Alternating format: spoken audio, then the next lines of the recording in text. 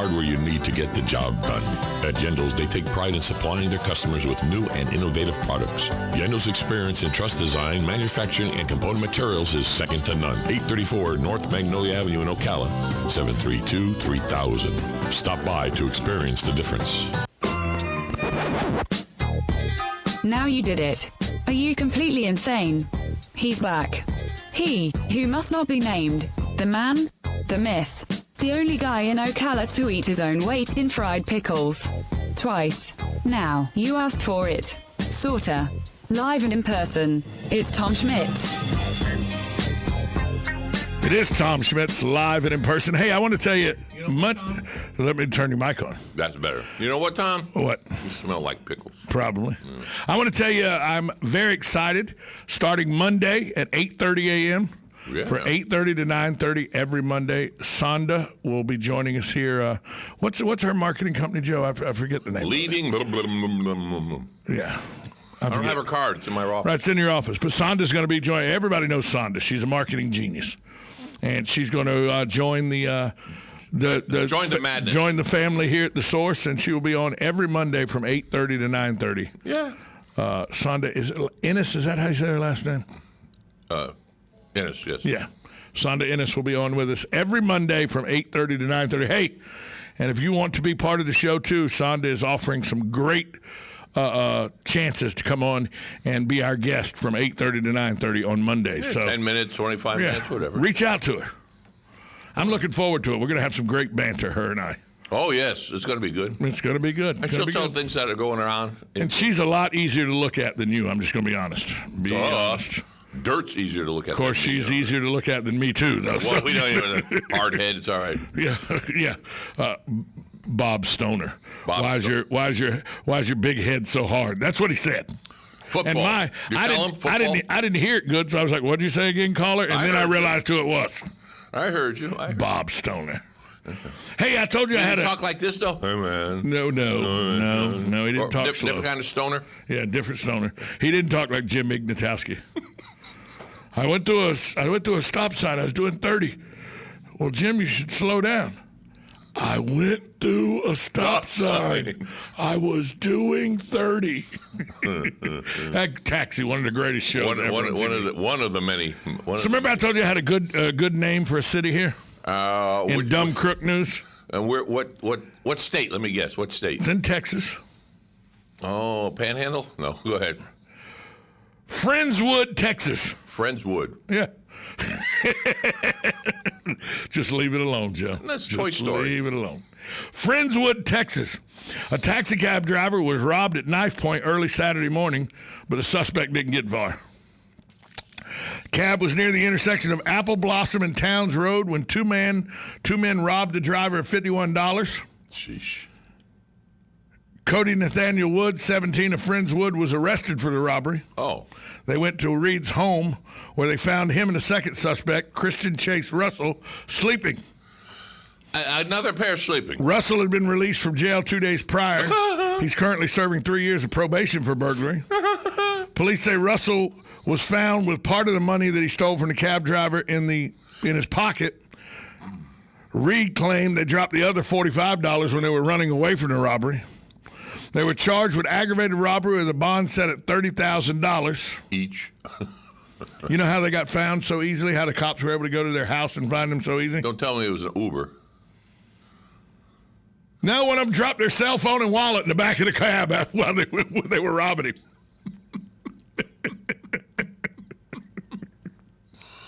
Yep, there he is, dumb as a brick. No problem. Yeah. So they just went right to Reed's home. Cody Nathaniel Reed, 17 of Friendswood, and found him and second suspect, Christian Russell, sleeping. Well, how'd you find us so quick? Well, you left your driver's license in your wallet with your cell phone in the cab that you robbed. No way. What do you mean I did that? I don't know how I did that, but thank you. Duh. Here's your sign. Here's your sign. Hope it fits well. Round your neck. Exactly. Turn your head to the left. Turn your head to the right. Now look forward so I get a good picture of it. Exactly. That's right. Now no smiling now because you're dumber than dirt. Dumber than dirt. That's what I just said. Dumber than dirt. All for $51. They're facing 5 years in prison for aggravated robbery. Up with a minimum of 5 years in prison.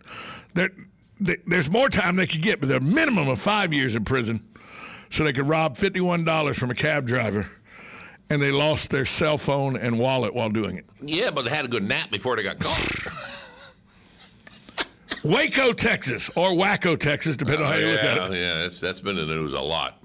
A game warden in Texas stopped a pair of men fishing without valid fishing license. Mm-hmm. One of the men didn't have any ID on him. Uh-huh. According to Houston Chronicle, the man without ID knew he had active warrants for his arrest. Oh, gee. So in an effort to deceive law enforcement officers, he gave the game warden the name of a friend. Okay. As it happens, the man whose name was given to the warden had warrants out for his arrest as well. So despite his attempt to dupe the warden, the man was taken into custody anyway. He got to the jail, admitted he wasn't the guy they thought he was, they admitted who he really was. So they got him for the warrants that he had out of him, plus, lying to a police officer.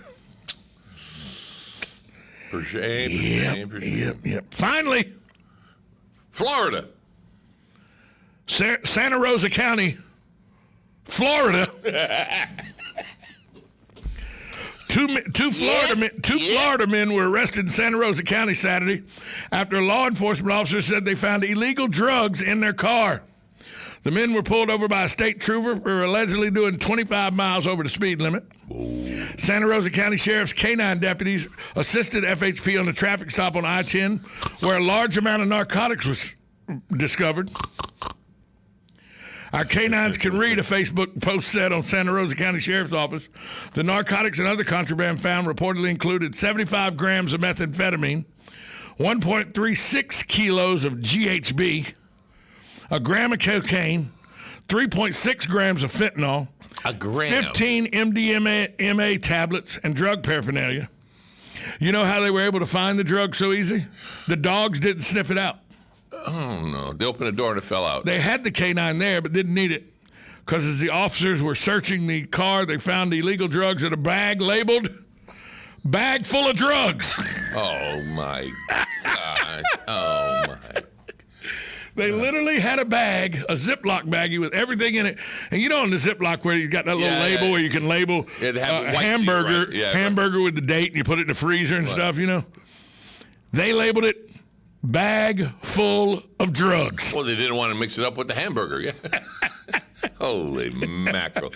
Oh, that is... I don't know how they found it so quick. I mean, I thought we had disguised it pretty good. No, we put it in a Ziploc baggie. We labeled it bag full of drugs. How the hell did they know it was drugs? And it was sealed, too. Well, red and blue, yellow and blue make green. It had the green seal. It was sealed. The dog couldn't have smelled it. They had to. I don't know how they found it. Yeah. I mean, we disguised it as a bag full of drugs. Reverse psychology did not work, Homer. Now they said a gram. What? It was a gram of cocaine. Now, how much does a gram weigh? What is that? A gram? A gram. Metric weight. Gram. I don't know. It's a gram. 28 of them make an ounce. So it's like 1 gram. So 16 ounces make a pound. 2.2 pounds make a kilo. Not that in a past life I knew anything about that. That's true. Although I have said openly numerous times on this radio that the day I got arrested for cocaine possession in my 20s was the greatest day of my life because it saved my life and I'm not dead now. That's true.